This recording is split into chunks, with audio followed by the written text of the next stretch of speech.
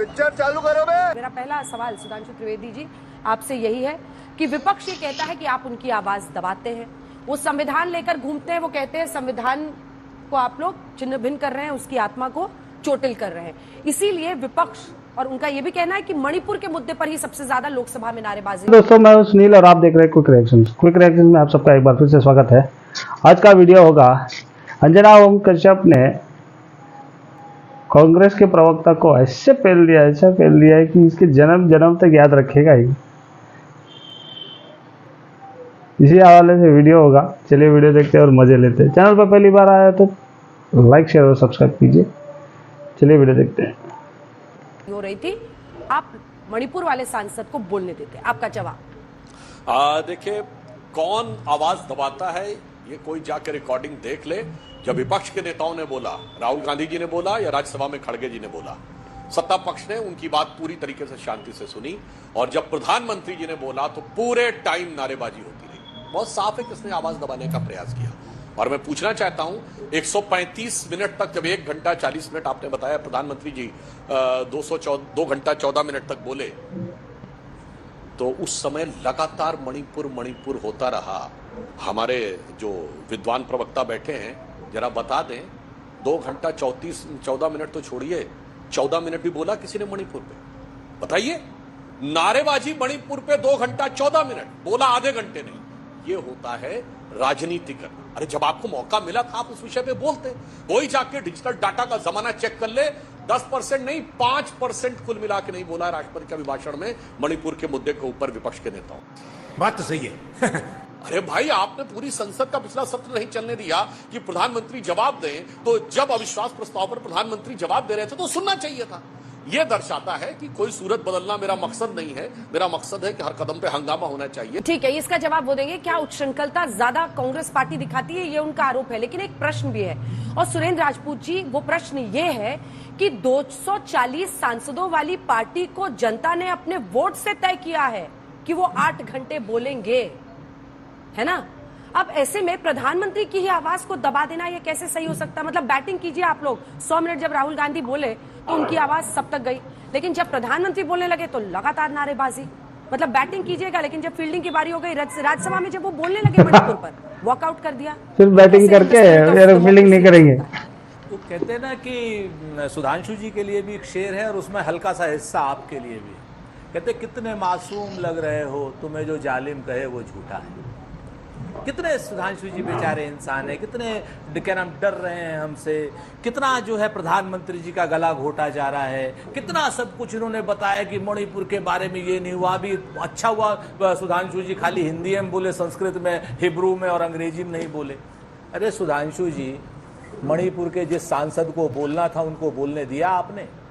नहीं बोलने दिया। क्यों आप इस ऐतिहासिक सत्यों के साथ और तथ्यों के साथ जो है छेड़छाड़ करते हैं? उचित नहीं है। आप जैसे विद्वान आदमी से 2-4 लोग तो भाजपा में हैं जिनको हम कह सकते हैं कि हाँ पढ़े लिखे हैं, वो भी लखनऊ से, लेकिन आपको तो फिर वही इतिहास के तथ्यों को डिस्टॉर्ट करना है। जिस बात को आप अपनी तरफ ले जाना चाहते हो, ये आपके लिए गर्व का विषय नहीं, ये आपके लिए शर्म का विषय है कि आपने मणिपुर के सांसद को नहीं बोलने दिया। और आज तक जैसे एक अच्छे क्या नाम चैनल पर आप बोल रहे हैं कि वहां पर इन लोगों ने कितना बोला कितना नहीं बोला, हमने एक आदमी को पूरा रखा था बोलने का, आपने बोलने नहीं दिया। ये आपके लिए शर्म का विषय है, नंबर 1। नंबर 2, जो प्रधानमंत्री जी कमजोर साबित हुए हैं, उन पर वृद्धावस्था हावी हो गई है। मैं फिर जिम्मेवारी से कहता हूं आपसे कि इस तरीके के प्रयासों से जनता आपकी तरफ नहीं जाने वाली। जनता को अगर आपको अपनी तरफ करना है सुधांशु जी, तो 29 लाख पद जो केंद्र में खाली है उसको आप भरिए।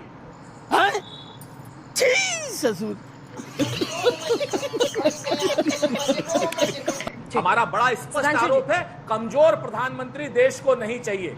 कमजोर प्रधानमंत्री देश को नहीं चाहिए। सुधांशु जी, बदल दीजिए ऐसे प्रधानमंत्री को जिसके गले पे कोई आदमी खड़ा हो जाए। मोदी कमजोर प्रधानमंत्री, वाह। राहुल गांधी फुल स्ट्रांग, वाह रे वाह। बात शुरू की और फिर प्रधानमंत्री जी के ऊपर व्यक्तिगत टिप्पणियों में चले गए। मैं बताना चाहता हूं, जिसे आप कमजोर प्रधानमंत्री कह रहे हैं, उसने वो इतिहास बनाया है जो भारत के इतिहास में आज तक नहीं बना। लगातार तीसरी बार उनके नेतृत्व में सरकार बन के आई है, और ये वो नहीं है प्रधानमंत्री जो नेहरू जी का जब बराबरी की, जो जवाहरात के लाल नहीं थे, ये गुदड़ी के लाल थे, जो प्लेटफॉर्म पे चाय लेके दौड़ते थे। इनके मुंह में चांदी का चम्मच नहीं था, इनके हाथ में चाय का प्लेट और चम्मच था। इसलिए ये उस स्थिति में पहुंचे, और आपने पूरी कोशिश की उनको डुबाने की।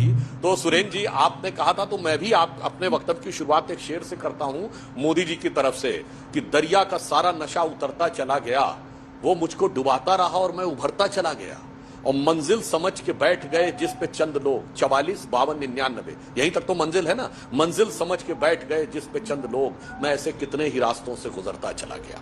अब परंतु मैं ये भी बात कहना चाहूंगा पुनः जी। एक बार फिर, मैं इन्होंने प्रधानमंत्री जी पे टिप्पणी की, उन पे वृद्धावस्था हावी हो गई है। सुनिए, वृद्धावस्था नहीं, राहुल गांधी जी के ऊपर युवावस्था इतनी हावी है कि 55वें वर्ष में प्रवेश करके भी बचपना जा नहीं रहा है, और 55वें वर्ष में प्रवेश करके वो युवा कहला रहे हैं। तो वो भारतीय राजनीति के चिर युवा नेता हैं और चिर व्याकुल नेता हैं। तो मुझे लगता है अवस्था का विषय ये भी असर है, बाबा बड़ा है, हमारे लिए बड़ा नहीं है। कांग्रेस का प्रवक्ता भी हंस रहा है, युवा नेता बोलते। वाह रे वाह। राहुल गांधी अगर चिर युवा हैं तो आपको कोई फर्क नहीं पड़ना। राहुल गांधी हमारे नेता हैं, चिर युवा थे और चिर युवा हैं और चिर युवा रहेंगे भी। लेकिन वृद्धावस्था वाले नेता को, जो वृद्ध बुद्धि नेता है, जिसको हम लोग, अगर आप हमको बाल बुद्धि कहेंगे, तो जो वृद्ध बुद्धि नेता है, युवा नेता राहुल गांधी भी है, युवा नेत्री सोनिया गांधी भी है, वृद्ध बुद्धि नहीं सीख सकती। अच्छा, हमको सिखा रही है। और प्रियंका गांधी दूध पीते हुए बच्ची है, और खड़गे जी की आयु क्या है? बहुत दुलो मोदी जी से भी 12 साल बड़े हैं। तो आपका क्या विचार कितना है? चाटोगे यार तुम लोग, और चाट के मर गए। इसलिए इस प्रकार की नितांत व्यक्तिगत टिप्पणियां करने से बचना चाहिए।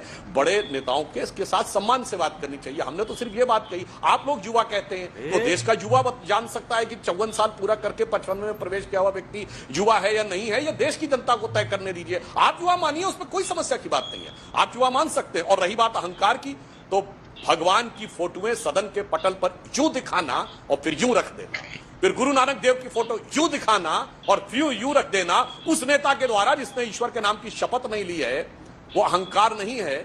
और जब सत्ता थी तो देश की सर्वोच्च संवैधानिक संस्था कैबिनेट के द्वारा पारित प्रस्ताव के बारे में यह कहना कि मैं यूं फाड़ के फेंक देता, यह अहंकार थोड़ी था, ये तो बड़ी विनम्रता थी। और यहां मैं एक और बात कहना चाहता हूं अंजना जी, देश के लिए एक्चुअली में क्या है कि कांग्रेस इस समय एक अलग प्रकार के माइंडसेट में आ गई है। उसको बीजेपी विरोध उसके लिए मुद्दा नहीं है, उसे सारी जमीन खींचनी है अपने सहयोगियों से। क्योंकि देखिए, जैसे उन्होंने टीआरएस से जमीन खींच ली तेलंगाना में, जेडीएस के वोट को खींच लिया कर्नाटक में, और महाविकास आघाड़ी के दम पे उभर के आ गए महाराष्ट्र में, एआईयूडीएफ का वोट खींच लिया असम में। अब आइए उत्तर प्रदेश में देखिए, जिन सीटों पे कांग्रेस जीती है, भाई राजपूत जी जितना भी हंस लें, वहां एक भी विधानसभा नहीं है उनकी, जिला पंचायत नहीं है, नगर पंचायत नहीं है, सभासद नहीं है और जिला पंचायत के सदस्य नहीं है, मगर वो जीते हैं। तो अब उनको ये कोशिश है, छटपटाहट है कि वो सारा वोट बैंक जिसके चलते हुए इनका गठबंधन हुआ था वो अपने पास ले लें। जिस तरह तुम वीडियो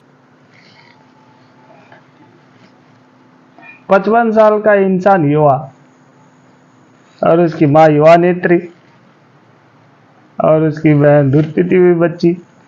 क्या तुम लोग को इंसान लोग है यार? जो सच है उसको माना करो ना।